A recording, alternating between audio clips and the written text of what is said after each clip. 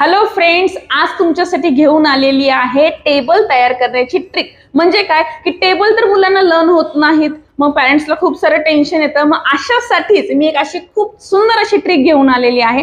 काय करायचं आहे आपल्याला? सिम्पली मल्टिप्लिकेशन करायचंय. पण मल्टिप्लिकेशन आपण टेबलसाठी करतोय. म्हणजे काय की जर मला कुणी विचारलं की 28 7 जा, ओके, कुठल्या स्टुडंटला विचारला क्वेश्चन की बाळा 28 7 जा किती, मग अशा वेळेस मुलगा काय करतो? टेबल लर्न करत असतो ना. आपल्याला काय करायचंय? मल्टिप्लिकेशन. काय करणार आहे आपण?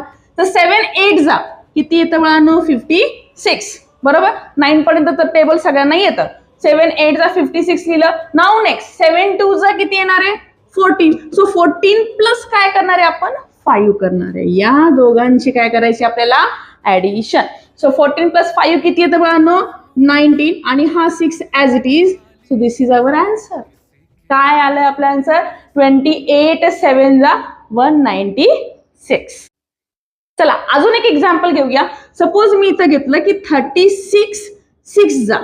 ओके, 36 चा टेबल तर मला येत नाहीये, पण मला क्वेश्चन काय आलाय? 36 6 जा. अशा वेळेस मी काय करणार आहे? 6 6 जा किती येतं बाळांनो? 36. ओके, आणि 6 3 जा किती येणार आहे? 18. सो 18 प्लस 3 आपल्याला करायचंय. काय येणार आहे?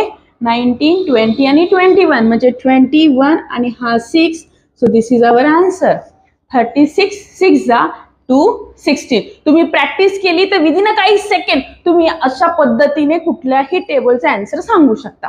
जर तुम्हाला ट्रिक व्यवस्थित समजलेली असेल तर याचा आन्सर 52 6 जा मला कमेंट करून नक्की कळवायचं. थँक्यू.